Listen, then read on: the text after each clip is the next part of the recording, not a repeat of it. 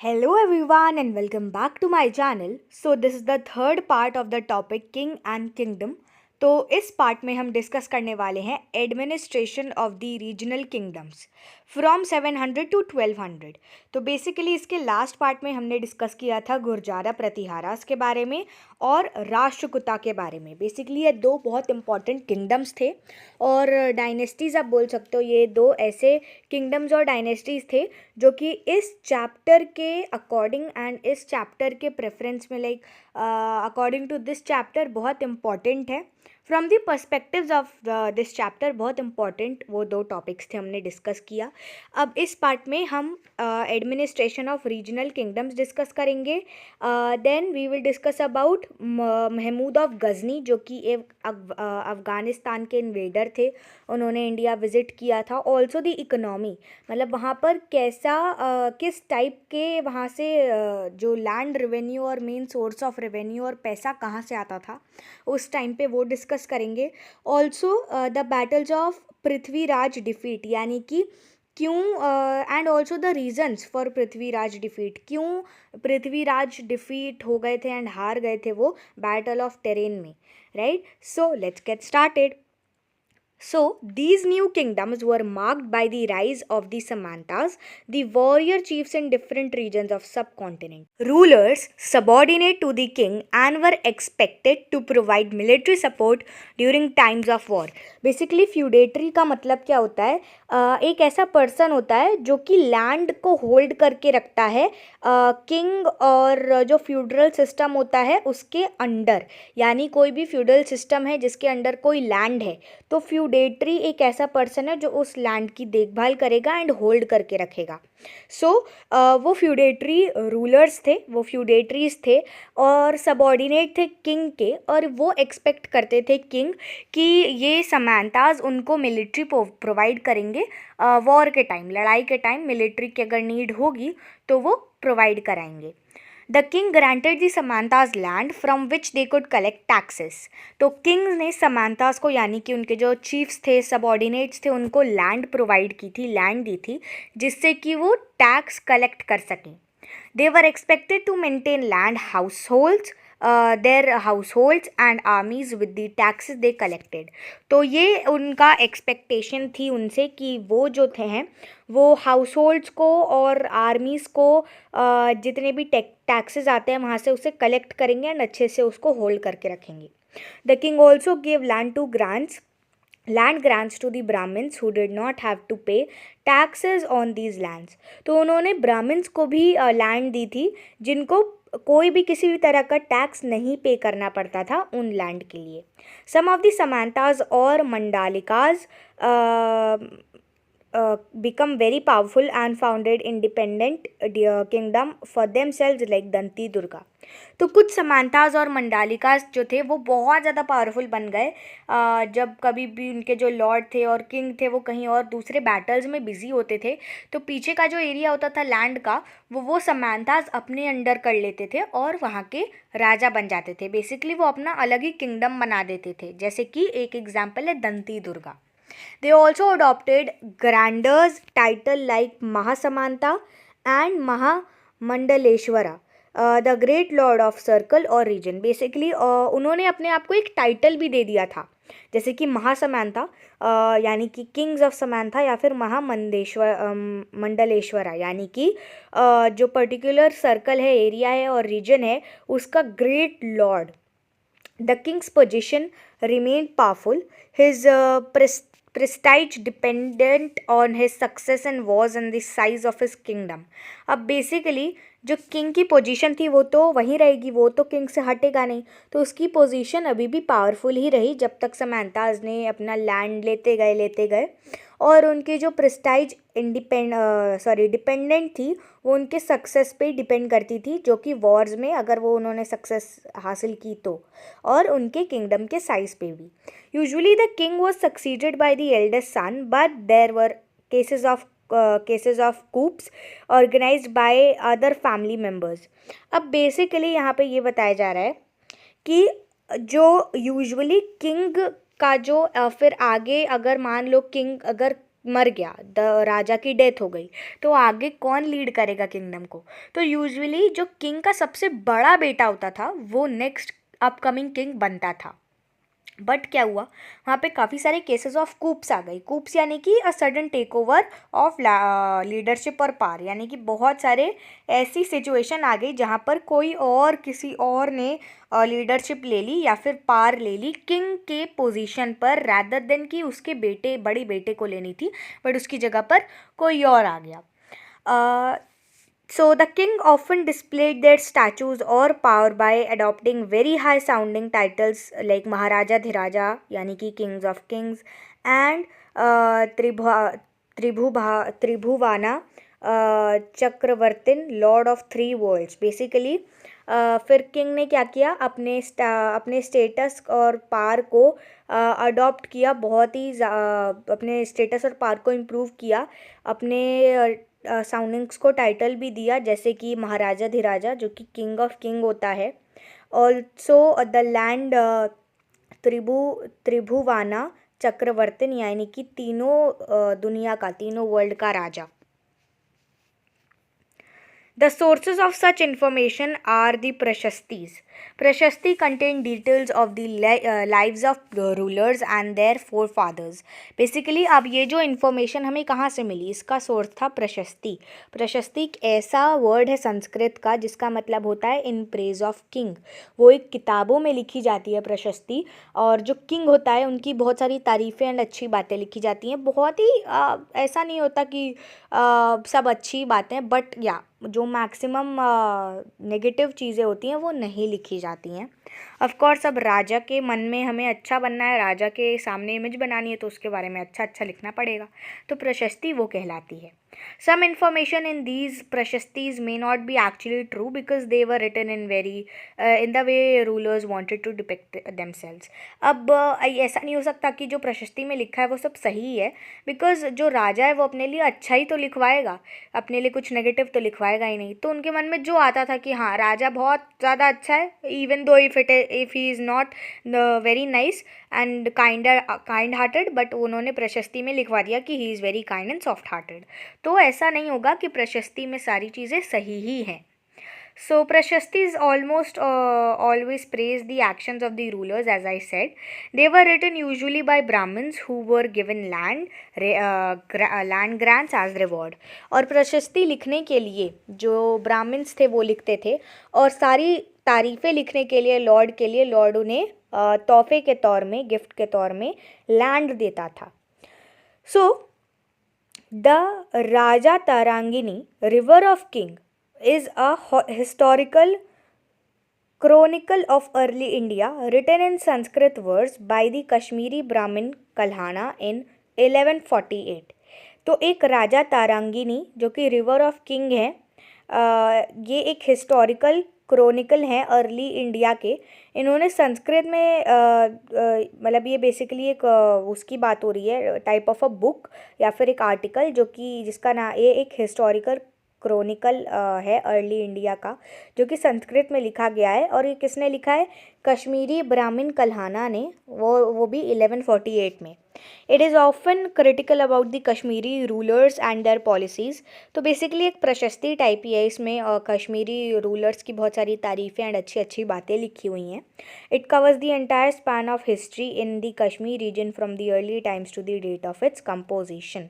तो इसमें काफ़ी सारा हिस्ट्री लिखा है कश्मीर का, एंड लाइफ स्पैन लिखा है राजाओं का कश्मीर रीजन का, सबसे ज़्यादा अर्लीस्ट टाइम से लेकर अभी के कंपोजिशन तक। All right, moving ahead to economy. So economy is a term which is basically related to money, financial status, आपकी economy, and all of that is all the money that you have, and all the basically it is related to financial and money and all of that. So taxes were the main sources of revenue for the kings. अब उस time पर राजाओं के पास पैसा कहाँ से आता था? बेसिकली वो जो लैंड प्रोवाइड करते थे समानता या किसी और भी कोई भी जनता को रहने के लिए, वहाँ से जो टैक्स आता था वो होता था उनका source of revenue. This revenue was use for maintaining the palace, तो ये जो रेवेन्यू था फिर वो पैलेस को मेंटेन करने के लिए, टेम्पल्स बनवाने के लिए, बिल्डिंग्स बनवाने के लिए, मिलिट्री कैंपेन्स के लिए और काफ़ी सारी वेलफेयर एक्टिविटीज़ के लिए वो पैसा यूज़ किया जाता था। Another method of obtaining resource was plunder. Plunder होता है when you take valuable things from a place using force, sometimes causing a lot of damage. Basically चोरी हम बोल सकते हैं, बट एक बहुत बड़े स्केल पर एंड बहुत एडवांस्ड एंड खतरनाक वाली चोरी। सो बेसिकली एक और भी मेथड था जिससे कि पैसे आते थे, वो था प्लंडर। प्लंडर का मतलब होता है आप जब बहुत सारी कीमती चीज़ें ले लेते हो एक प्लेस से फोर्सफुली, ठीक है, और कभी कभी उससे बहुत ज़्यादा डैमेज भी पहुंचता है, तो इसे ही बोलते हैं प्लंडर। जो सबसे ज़्यादा इम्पॉर्टेंट रीज़न था काफ़ी सारे रूलर्स के लिए जिससे वो वॉरफेयर में एंगेज हुए, वो था to access the resources beyond their territories. यानी कि वो दूसरे टेरिटरीज़ एंड दूसरे किंगडम्स के साथ क्यों लड़ते थे और वॉर में क्यों इंटरफेयर करते थे, इज़ दैट कि उन्हें अपना किंगडम तो उन्होंने अच्छे से देख लिया, अपनी डायनेस्टी अपना एरिया देख लिया, बट उनके डायनेस्टी एंड एरिया के बाहर क्या है, दूसरी डायनेस्टीज़ में कितने रिसोर्सेज हैं एंड उनके लैंड में कितने मिनरल्स हैं, वो भी हमें जानना होता था। हाँ, दूसरे किंगडम्स को एंड दूसरे किंग्स को जानना होता था।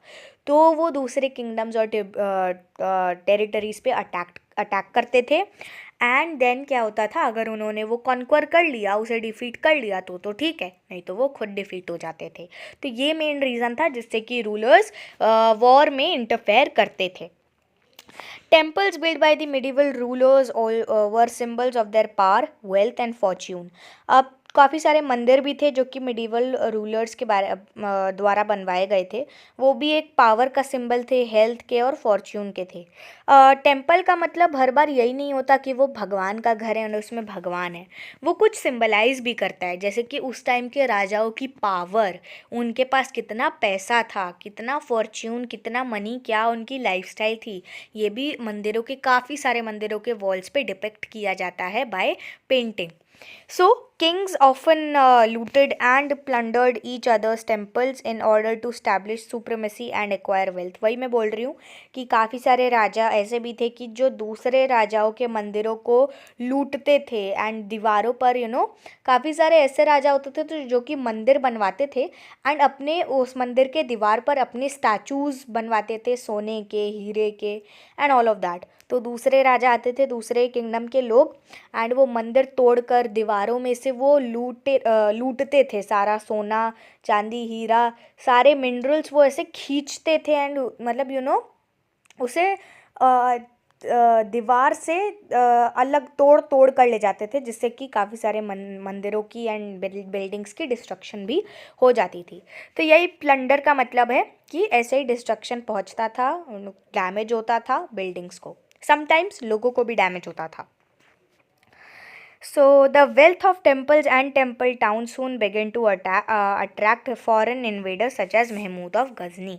अब यही पैसा, यही वेल्थ, यही टाइप ऑफ सुप्रीमेसी को देखकर जो अलग अलग कंट्रीज़ के लोग थे, अलग अलग टाउन्स के, वो फिर अट्रैक्ट होने लगे इंडिया की तरफ, जैसे कि महमूद ऑफ गज़नी। अब हम इनके बारे में पढ़ेंगे।